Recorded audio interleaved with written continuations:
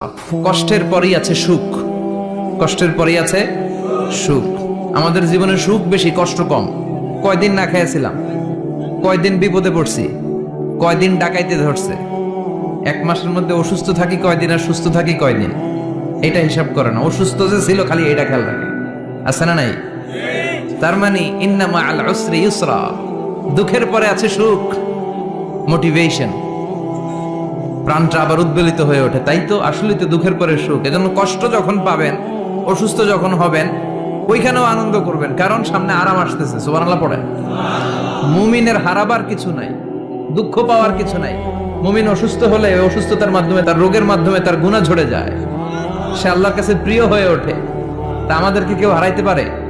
কথা বলেন, আমাদের কেউ ভয় দেখাইতে পারে? মোটিভেশনাল সূরা, সূরাতুল ইনশিরাহ আর সূরাতুদ দুহা। এখানে অনেক হিউজ মোটিভেশন আছে।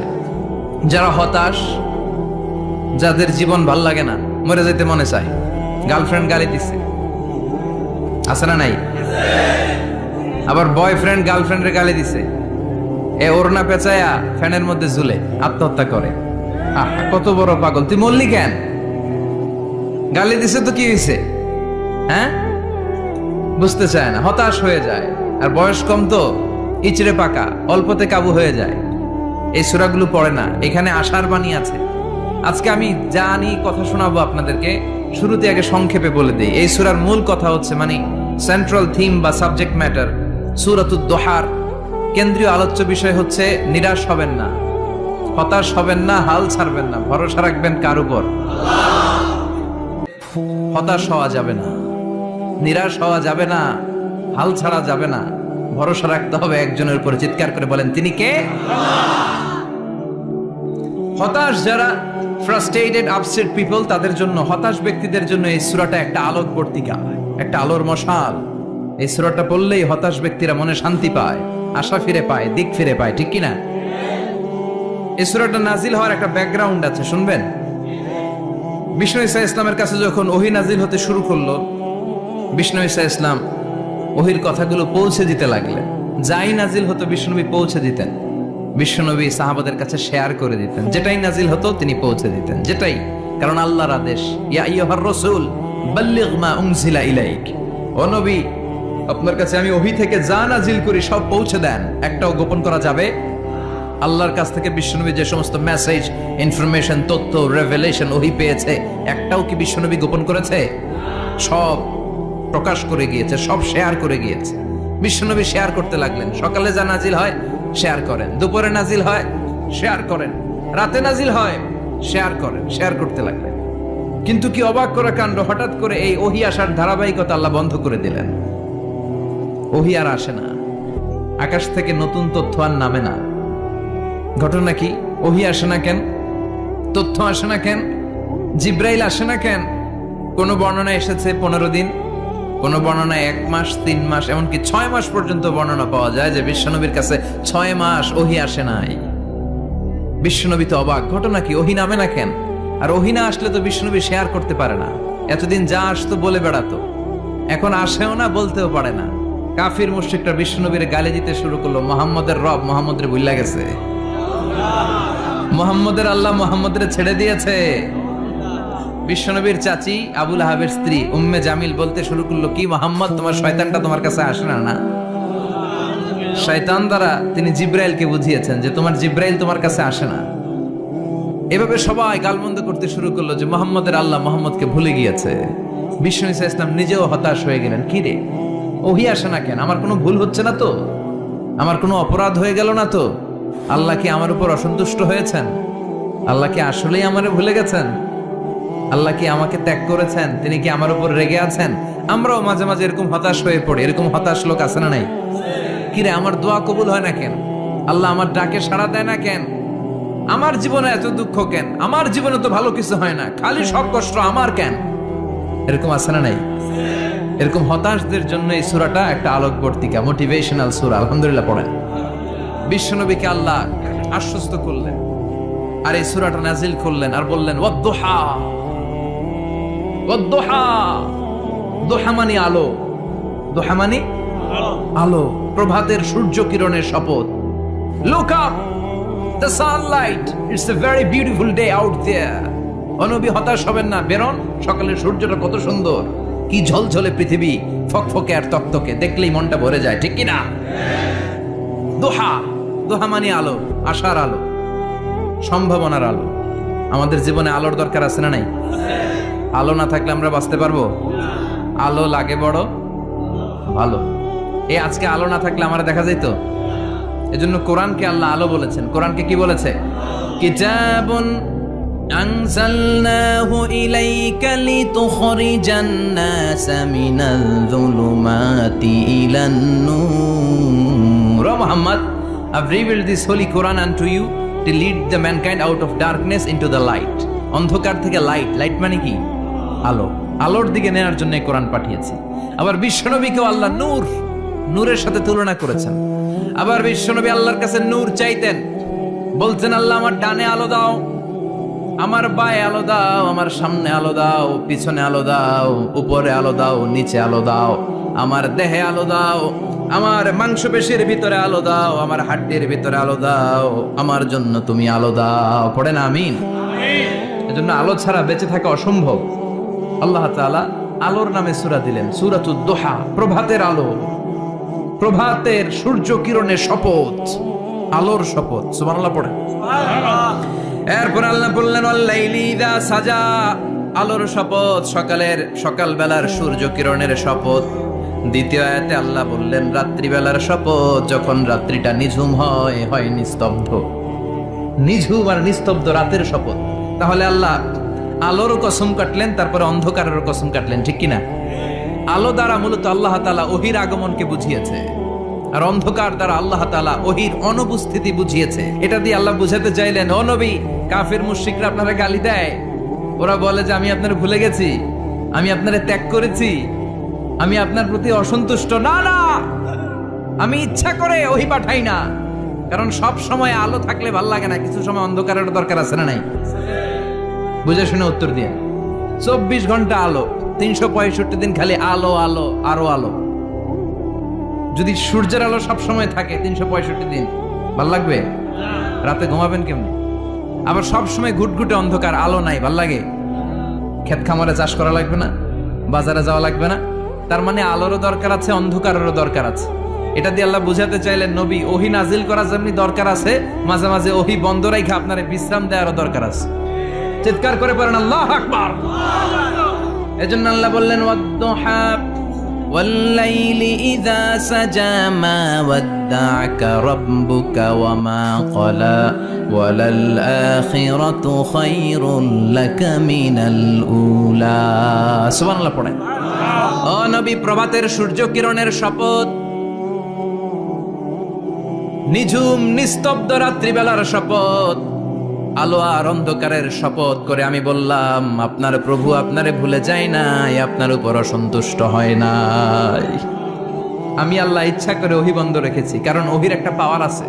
বারবার ওহী রিসিভ করলে আপনার স্নায়ু এটা সহ্য করতে পারবে না, আপনার দেহ এটারে বরদাস্ত করতে পারবে না। নবী, আমি আপনার প্রতি এত রহম দিল, এত ভালোবাসি, বারবার ওহী নিতে নিতে আপনার যে কষ্ট হয়, এই কষ্টটা আমার আল্লাহর সহ্য হয় না। এজন্য আমি আল্লাহ ইচ্ছা করে কিছুদিন ওহী বন্ধ রাখছি। সুবহানাল্লাহ পড়েন। তার মানে এই নয় যে আমি আপনারে ভুলে গিয়েছি, আমি আপনারে ছেড়ে দিয়েছি। আরে নবী, আমি তো আমার নামের সাথে আপনার নামকে জুড়ে দিয়েছি, লা ইলাহা ইল্লাল্লাহ মুহাম্মাদুর। যেখানে আমার আল্লাহর নাম, সেখানে বিশ্ব নবীর নাম আছে না নাই? আযান যখন দেই আল্লাহু আকবারের পরে বিশ্ব নবীর নাম আছে না নাই? একামতে আছে না নাই? আবার আল্লাহর জন্য যখন সালাত আদায় করি, শেষ বৈঠকে বিশ্ব নবীর উপর দুরূদ আছে না নাই? রাফা'না লাকা যিকরাক। ও নবী, আপনার নামকে আমি অনেক উপরে তুলে ধরেছি। আমার নাম যেখানে, আপনার নাম ওইখানে। গোটা বিশ্বব্যাপী আপনার নাম ছড়ায় যাবে। ওরা আপনারে গালি দেয় কবি বলে, ওরা গালি দেয় গণক বলে, ওরা বলে আপনি আফতার, লেস কাটা। আসলে যারা আপনারে গালি দেয় ওরাই লেস কাটা। ওরা আপনারে বলে আপনি নির্বংশ, আপনার ছেলেগুলো বেঁচে নাই, মেয়ে বেঁচে আছে, আপনার নাম নেয়ার কেউ থাকবে না। ওই আবু জাহেল, উতবা, সাইবা, ওদের নাম নেয়ার কেউ থাকবে না। আপনি লেসকাটা নন, আপনি নির্বংশ নন। ইন্না শানিয়াকা, চিল্লায় বলেন ইন্না শানিয়াকা। যারা আপনারা গালি দেয় যারা আপনারা নিয়ে কটু কথা বলে ওরাই লেস কাটা, কটু কথা বলে ওরাই লেস কাটা, ওরাই নির্বংশ, ওদের বংশকে আমি আল্লাহই নির্বংশ করে ছাড়ি। চিল্লায় বলেন ঠিক কিনা? ও নবী, মা ওয়াদ্দাআকা রাব্বুকা ওয়া মা ক্বালা, আপনার রব আপনারে পরিত্যাগ করে নাই, আপনারে ভুলে যায় নাই, আপনারে ছেড়ে দেয় নাই। আপনার রব ইচ্ছা করেই ওহী নাজিল বন্ধ করে রেখেছে। আমি ইচ্ছা করেই আপনারে প্রেসার দিতে চাই নাই গো নবী, কারণ ওহী রিসিভ করা অনেক কঠিন। এটা আস্তে আস্তে আপনি অভ্যস্ত হবেন। সুবহানাল্লাহ পড়েন। ওহীর একটা পাওয়ার আছে না নাই? আমরা তো কি মজায় মজায় কোরআন পাইছি। এই যে কি সুন্দর কোরআন নিয়ে বসে পড়ি, তাফসীর করি, কি মজার কোরআন। আহা, এই কোরআনটা রিসিভ করতে যে বিশ্বনবীর কত কষ্ট হয়েছে। এই কোরআনকে আল্লাহ বলেছেন এটা কাউলান সাকিলা, very heavy and weighty word, এটা অনেক ওজনওয়ালা কথা। ইন্না সানুলকি আলাইকা কাউলান, এটার অনেক ওজন। এই কোরআনটা যদি পাহাড়ের উপরে নাজিল করা হতো, পাহাড়গুলো দুমড়ে মুচড়ে ভেঙে টুকরো টুকরো হয়ে খান খান হয়ে যেত। ঠিক কি না? এত কঠিন বানিয়ে এটা। ও নবী, আমি আলোর সাথে ওহীর মিল ঘটিয়েছি, আলো দিয়ে ওহীকে বুঝিয়েছি। সূর্যের যেমনি কিরণ আছে, তেজ আছে, এই ওহীরও একটা তেজ আছে। এই তেজ, এই কিরণ আপনি সব সময় সহ্য করতে পারবেন না। এজন্য আমি ইচ্ছা করে কিছুদিন ওহী নাজিল করা বন্ধ করে রেখেছি। সুবহানাল্লাহ পড়েন। ইচ্ছে করে আমি নাজিল করি নাই। সব সময় নাজিল হলে আপনার ভাল লাগতো না। বুখারীর বর্ণনা, মা আয়েশা বলতেন শীতের রাতে, কনকনে মাঘ মাসের শীতের রাতে যখন বিশ্বনবীর উপর কোরআনের আয়াত নাজিল হতো, বিশ্বনবী ঘেমে ঘেমে একাকার হয়ে যেতেন। হাত্তা লা ইয়াতাফাসসাদু জাবিনুহু আরাকান, বিশ্বনবীর দাড়ি আর থুতনি বেয়ে ঝরঝর করে পানি পড়তো। আমরা কম্বল গায়ে দিয়ে থাকি আর বিশ্বনবী ঘামে। সুবহানাল্লাহ কইবেন না? এটা কাউলান সাকিলা, অনেক ওজনওয়ালা কথা। আবার বিশ্বনবী যখন ওটের উপরে বসে থাকা অবস্থায় কোরআনের আয়াত নাজিল হতো, ওটের বুকটা মুহূর্তের মধ্যে বালুর মধ্যে, জমিনের মধ্যে লেগে যেত। ঘোড়ায় চড়া অবস্থায় বিশ্বনবীর কাছে যখন কোরআন নাজিল হতো, ঘোড়ার পা গুলো মরুভূমির বালুতে দেবে যেত।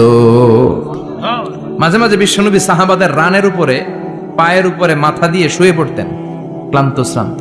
যায়েদ বিন হারেসা, বিশ্বনবীর পালক পুত্র, তার পায়ের উপরে মাথা রেখে বিশ্বনবী একবার কথা বলতে বলতে ঘুমিয়ে পড়লেন। ঘন্টাখানিক ঘুমালেন। যায়েদ বিন হারেসা বলে, আমার কাছে তেমন কোনো কষ্টই হচ্ছে না, বিশ্বনবীর মাথাটা খুব বেশি ওজন মনে হচ্ছে না। ঘন্টাখানিক পর বিশ্বনবী চোখ খুললেন, আর খোলা মাত্রই ওনার উপর ওহী কোরআনের আয়াত নাজিল করতে শুরু করলো। কে? যায়েদ বিন হারেসা বলে, যখনই কোরআনের আয়াত নাজিল হতে শুরু করলো, আমার মনে হচ্ছে বিশ্বনবীর মাথাটা 50-60 কেজি ওজন বেড়ে গিয়েছে। বিশ্বনবীর মাথার ওজনে আমার পায়ের রান ফেটে যাবে, আমার পায়ের হাড্ডি ফেটে যাবে, আমার পাটা ভেঙে খান খান হয়ে যাবে মনে হচ্ছিল। তার মানে কোরআনের আয়াত যখন নাজিল হয়, বিশ্বনবীর উপর একটা প্রেসার আছে না নাই? এই জন্য আল্লাহ বললেন, নবী আমি আপনার ভুলে যাই নাই। কাফেররা যেমনি আপনারে গালি দেয় যে আমি আপনারে ভুলে গিয়েছি, আপনার উপর আমি অসন্তুষ্ট, নেভার, অসম্ভব। আমি আপনার উপর কখনো অসন্তুষ্ট নই, বরং আমি ইচ্ছা করি আপনার উপর থেকে প্রেসার কমিয়ে দেওয়ার জন্য কয়েকদিন ইচ্ছা করে আপনারে ছুটিতে রাখছি। সুবহানাল্লাহ পড়েন, যাতে করে আবার এনার্জি গায়ে নেওয়ার পরে নতুন করে কোরআনের আয়াত রিসিভ করার জন্য আপনি সক্ষম হন। চিল্লায় পড়তে হবে আল্লাহু আকবার। এজন্য আল্লাহ বললেন, ওয়াদ-দুহা ওয়াল-লাইলি ইযা সাজা মা ওয়াদ্দা'আকা রাব্বুকা ওয়া মা ক্বালা ওয়ালাল আখিরাতু খায়রুল লাকা মিনাল উলা। এরপর আল্লাহ বললেন, নবী ওয়ালাল আখিরাতু খায়রুল লাকা মিনাল উলা, and verily indeed the hereafter is far better for you than this dunya. এই দুনিয়ার চেয়ে আপনার জন্য আখিরাতটা অনেক দামি। খায়রুল লাকা মিনাল উলা, এই দুনিয়ার চেয়ে আখিরাতটা অনেক শ্রেষ্ঠ। এতে আল্লাহ বললেন দুনিয়ার চেয়ে আখিরাত শ্রেষ্ঠ, আর এক আয়াতে আল্লাহ বললেন দুনিয়ার চেয়ে আখিরাত হলো স্থায়ী। ঠিক কি না? বাল তুফিরুনাল হায়াতাদ দুনিয়া ওয়াল আখিরাতু খায়রুন ওয়া আবাকা। তোমরা দুনিয়ার জীবন নিয়ে পাগল পাড়া হয়ে থাকো, আল্লাহ বললেন দুনিয়ার জীবনের চাইতে আখিরাতের জীবন শ্রেষ্ঠ এবং স্থায়ী। ঠিক কি না? কার কথা? দুনিয়া স্থায়ী না আখিরাত স্থায়ী? দুনিয়া শ্রেষ্ঠ না আখিরাত শ্রেষ্ঠ? কিন্তু আমরা কোনটার পিছনে দৌড়াই? খালি দুনিয়া দুনিয়া। দুনিয়া কে মজা লে লো, দুনিয়া তোমারি হ্যায়, কিন্তু জান্নাত কে মজা লে লো, জান্নাত তোমারি হ্যায়, ওইটা কয় না? আছে না নাই? দুনিয়ার পেছনে পাগল হয়ে আমরা পড়ে থাকি। এই দুনিয়ার জীবনটা একটা মায়াজাল, এটা একটা মরিচিকা। এই মরিচিকা এই ধোঁকা, এই লালসা আর এই মায়াজালের পেছনে আমরা ছুটছি। ছুটতে ছুটতে হুট করে একবার কবরের ভিতরে ঢুকতে হবে। কথা বলেন, তখন আমাদের টনক নড়বে। এজন্য দুনিয়া মুমিনদের জন্য শ্রেষ্ঠ আর স্থায়ী জায়গা নয়। মুমিনের আসল জায়গা হচ্ছে আখিরাত। মুমিনের শান্তি আর কল্যাণের জায়গা হচ্ছে আখিরাত। জান্নাত হচ্ছে মুমিনের শেষ ঠিকানা। চিৎকার করে বলেন ঠিক কিনা? সেটাই বিশ্বনবীরে বললেন, নবী কাফির মুশরিকদের কথা আপনি কান দিবেন না, ওদের কথায় হতাশ হবেন না, নিরাশ হবেন না, হাল ছাড়বেন না, ভরসা রাখবেন কার উপর? কারণ ওয়ালাল আখিরাতু খায়রুল লাকা মিনাল উলা, এই দুনিয়ার জীবন ক্ষণস্থায়ী জীবন, চিরকালীন জীবন হলো আখিরাত। নবীরে কিভাবে আশ্বাস দিতেছে দেখছেন, অ্যাসিউরেন্স করতেছে, কনফার্মেশন। এই সূরাটা যে শান্তির সূরা, মোটিভেশনের সূরা, অনুপ্রেরণার সূরা, ইন্সপাইরেশন যে জায়গায়, প্রতিটা আয়াতে আপনি ইন্সপাইরেশন পাবেন। তো প্রতিটা আয়াতে আপনি উজ্জীবিত হবেন, সজীব হবেন, এনথিউজিয়াস্টিক এন্ড এনার্জেটিক হবেন, আপনি এনার্জি ফিরে পাবেন। আলহামদুলিল্লাহ পড়েন। এরপর বিশ্বনবীর আরো খুশি করার জন্য আল্লাহ বললেন, ওয়ালা সাউফা ইউতিকা রাব্বুকা ফাতারদা, ও নবী অচিরে এমন এমন জিনিস আমি আপনারে দান করব, এগুলো পেয়ে আপনি খুশি হয়ে যাবেন। কে বলে? কারে বলে? শুনতেছেন? বুঝতেছেন? কষ্ট হচ্ছে না তো? ওয়ালা সাউফা ইউতিকা রাব্বুকা ফাতারদা, অচিরেই এমন এমন জিনিস আমি আল্লাহ আপনারে দান করব। ওরা আপনারে গালি দেয়, ওদের কথা আপনার মন খারাপ, আপনি হতাশ, ভয় পাবেন না নবী, হতাশ হবেন না, নিরাশ হবেন না, আমার উপর ভরসা রাখেন না। এমন এমন জিনিস আমি আপনারে দেব, ফাতারদা, ওগুলো পেয়ে আপনি খুশি হয়ে যাবেন। সুবহানাল্লাহ পড়ে। আল্লাহর কাজই হলো বিশ্বনবীরে খুশি রাখা। Verily I'm gonna give you something that will make you happy, এমন জিনিস আপনারা দেব নবী, আপনি খুশি হয়ে যাবেন। আল্লাহর কাজই হচ্ছে বিশ্বনবীরে খুশি রাখা। যেখানে বিশ্বনবীর মন খারাপ, ওইখানে বিশ্বনবীর আল্লাহ আছে না নাই? বিশ্বনবীর উপাধি দিয়েছেন আল্লাহ হাবিবুল্লাহ। কি দিয়েছে? আর সাইয়েদনা ইব্রাহিমের উপাধি খলিলুল্লাহ। দুইজনই আল্লাহর প্রিয়, দুইজনই উলুল আজমি মিনার রসুল। কিন্তু খলিল মানেও বন্ধু, হাবিব মানেও বন্ধু। খলিল মানে এমন বন্ধু যেই বন্ধু আল্লাহরে খুশি করার জন্য কাজ করে, আর হাবিব মানে এমন বন্ধু যেই বন্ধুরে খুশি রাখার জন্য আল্লাহ নিজেই কাজ করে। কি শান, কি মান এই নবীর, আর ওই নবীরে গালি দেয়। এগুলো জাহান্নামের নরকীট আর পিতৃ পরিচয়হীন জারদ সন্তান। As a father, as a teacher, as a commander, as a lawgiver, as a lawmaker, as a reformer of the society, Muhammad is the Superman of the world. উনি সুপারম্যান, উনি অসাধারণ ব্যক্তিত্ব, আনপ্যারালাল পার্সোনালিটি। ওনার জীবনী নিয়ে পড়া শুরু করলে এটা শেষ হয় না। বিয়ন্ডলেস, বাউন্ডলেস, বটমলেস, এটা তলাবিহীন সাগর। বিশ্বনবীর জীবনী একটা সাগর, কিন্তু সাগরের কি নাই? সুবহানাল্লাহ কইবেন না? এই বিশ্বনবীর খুশি রাখা কার কাজ? যেখানে বিশ্বনবী হতাশ, যেখানে বিশ্বনবীর মন খারাপ, বিশ্বনবীর মন ভালো করে দেয় কে? এজন্য আল্লাহ বললেন, ওয়ালা সাউফা ইউতিকা রাব্বুকা, অচিরেই আপনার রব আপনাকে এমন এমন জিনিস দান করবে নবী, এগুলো পেয়ে আপনি খুশি হয়ে যাবেন। কিভাবে নবী খুশি হয়েছে, কিভাবে নবীর আল্লাহ খুশি রাখবে শুনবেন? শুনবেন? শুনবেন? দেখেন, খেয়াল করে বুঝতে হবে কিভাবে আল্লাহ তাআলা বিশ্বনবীকে খুশি করেন। দেখেন, বিশ্বনবীর প্রথম কোথায় খুশি করলেন?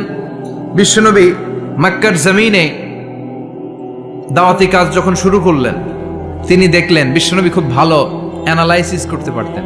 তিনি মক্কার সোসাইটিটাকে, সমাজটাকে বিশ্লেষণ করে অ্যানালাইজ করে উনি দেখলেন যে এই মক্কায় দাওয়াতি কাজের একটা শক্ত অবস্থান নিতে হলে দুইজন লোকের একজন আমার চাই। সুবহানাল্লাহ পড়েন। কি বিশ্লেষণ শক্তি, কি চিন্তা শক্তি! উনি ঘেটে ফেললেন, উনি বুঝে ফেললেন সবাইকে দেখে যে দুইজনের একজন আমার সাথে না থাকলে আমার দাওয়াতি কাজ চালানো কষ্ট হয়ে যাবে। এজন্য গভীর রাতে তাহাজ্জুদের নামাজ শেষে আল্লাহর কাছে কেঁদে কেঁদে বিশ্বনবী দোয়া করে, আল্লাহুম্মা আইজ্জাল ইসলাম বি আহাব্বির রাজুলাইনি ইলাইক। আল্লাহ, দুইজন লোকের যেই লোকটারে তোমার দরবারে মকবুল মনে হয়, ভালো লাগে, পছন্দ হয়, তাদের একজনকে ইসলামের ভেতরে ঢুকিয়ে দিয়ে ইসলামকে তুমি বিজয় দান করে দাও। ও আল্লাহ, দুইজনের একজনকে আমার চাই। একজন হলো আবি জাহাল ইবনে হিশাম, হিশামের বেটা আবু জাহাল। আও উমর ইবনুল খাত্তাব অথবা খাত্তাব